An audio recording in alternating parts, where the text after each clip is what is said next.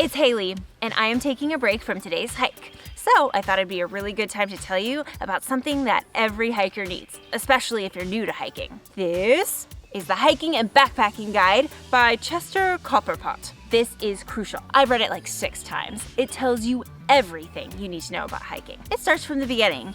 It tells you what kind of clothes you should wear, what kind of gear you should buy. It tells you how much your pack should weigh, and it tells you the best hiking trails. It answers all of those questions and more. And it says on the back here, Chester Copperpot has over 50 years of hiking experience. Whoa. He has hiked in every national park in North America and numerous parks throughout Europe and Australia. So, you know he's someone you can trust. Trust is putting your confidence in someone you can depend on. This guide even has info for experienced hikers like myself, like how to start a fire when it's wet outside, or what to do if you see a bear. It even tells you what plants are safe to eat. Oh, this is the perfect example. Hold on. Oh wait, I need to take you with me. Yes. This is an edible plant. Wait, no, it's poisonous. Wait, I don't know. I gotta check the guide. Wait, oh.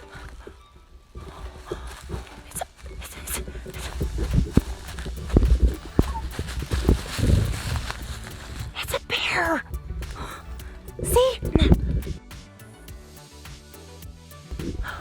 Oh, I don't know what to do. Don't panic! Don't panic! Wait, don't panic! What does the guide say? Think, Haley, think. What does the guide say?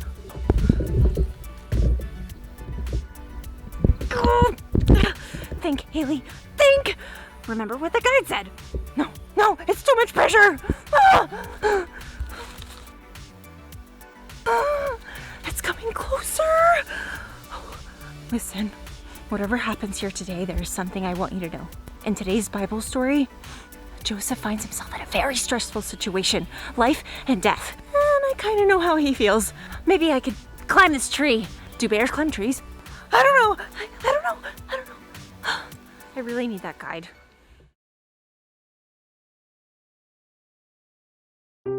The Bible. It's 66 books of history, stories, letters, and poetry that fit together to form God's one big story. The epic adventure of how He created us and loves us so much that He made a way to rescue us. As we travel through the Bible, from Genesis to Revelation, we discover people who met God and found their lives changed forever. And now for an amazing story, inspired by the book of Genesis, chapter 41. The Bible, God's one big story, an epic adventure of how He created us and loves us so much that He made a way to rescue us, even when we turn our backs on Him. As we travel through the Bible from Genesis to Revelation, we discover people who met God and found their lives changed forever. One of them was Abraham's great-grandson, a man by the name of Joseph. Even though Joseph had done nothing wrong, he was sold into slavery in Egypt by his brothers. And even after he had years of hard work, he was lied upon and thrown into prison. Now, Pharaoh's drink taster promised Joseph that he would get him out of jail after Joseph told him the meaning of a dream. But that was 2 years before. The man had forgotten. What if I'm stuck in here for the rest of my life? Taking a deep breath, Joseph went about his daily tasks. His jailer put him in charge of all the other prisoners, but still, Joseph couldn't leave. Joe! Hey, Joe! Don't worry, I taught the new cook how to make porridge without making it taste like charcoal. Forget about that! You need a shower! What? Plus a shave and a haircut. Why? Because you can't go before Pharaoh looking like some wild man who's been stuck in prison for years. Actually, that's what I'm... Wait, Pharaoh? He's asking for you. Me? Pharaoh's had some kind of wild dreams, and that drink taster who got sprung out of here a couple of years ago finally remembered you. So Pharaoh wants me. Stop running your mouth. Here, take my razor. In no time at all, Joseph was cleaned up and ushered into Pharaoh's huge throne room. He hesitated at the doorway. Well, what is it? I've been cooped up for so long, I'm not used to so much space. Move along. If God doesn't tell me the meaning of Pharaoh's dream, I'll be locked up in jail again. Or worse. Pharaoh and all his officials studied the young man standing before them. I had 2 dreams last night, but not one of my wise men can tell me what they mean. I've heard you can explain dreams. I can't. Send him back. Wait! What I mean is, I can't do it myself. But God will give you an answer. Pharaoh settled back down on his throne, still skeptical. All right, we'll see what your God can do. Tell me your dreams. Please.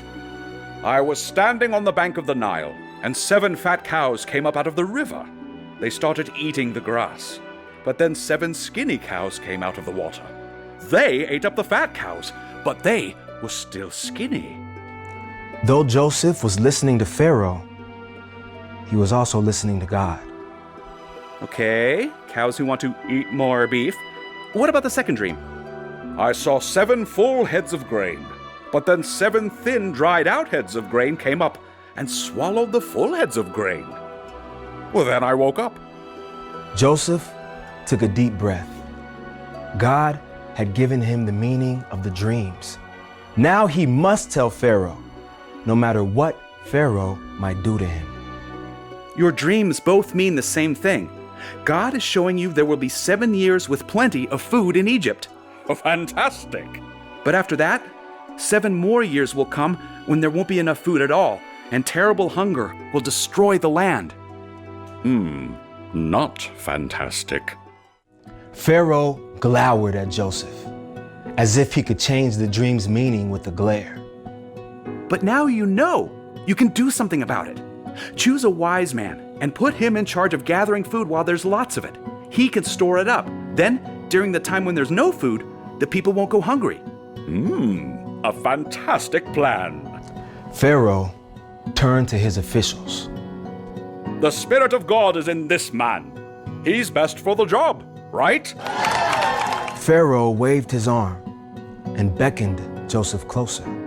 I'm putting you in charge of the whole land of Egypt. Me? Here, take my ring with the official stamp. Someone find this man linen robes and a gold chain. Oh, and get him set up with one of those new 1829 BC chariots, gold rims. The works. Within a single day, Joseph had risen from prisoner to the second most important person in Egypt. At Pharaoh's request, he traveled all over, gathering extra food. How much grain do you have? 500 bushels! Never seen anything like it. The grain is just itching to grow. Oh, that's wonderful. We'll take 100 bushels and store it up. The land grew amazing, beautiful crops for 7 years. But the following year, hardly anything grew. Just as God had said, the people cried out to Pharaoh. We couldn't grow enough grain for a single pancake. We'll starve. I hereby disallow starvation. Go to Joseph. Do what he tells you. The people of Egypt all turned to Joseph, and he provided food for them from grains that he had stored for the past 7 years. Thank you. Thank you.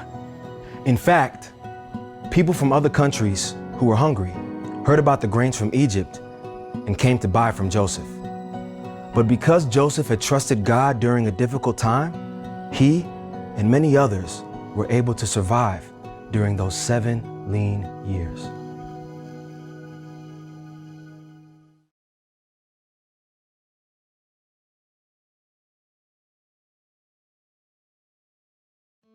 I'm alive! Woo! There I was, hiding behind a tree, frightened out of my mind. The bear was getting closer and closer, and then it happened. Just kidding. Here's what really happened. The bear was coming closer and closer, and then I remembered. I remembered what the guide said about bears. So I backed away slowly from the bear, and it looked me right in the eyes, and I said, "Go away, bear!" And then the bear turned around and walked away. I think it was as scared as I was. I'm not going to lie, that was a lot of pressure. If you've ever taken a really hard test, or given a speech in front of your whole class, or stood up to a bully, you know what it feels like when the pressure's on. It can be a little overwhelming. But good news, you are not alone. Think of Joseph. It seemed like Joseph was always under pressure.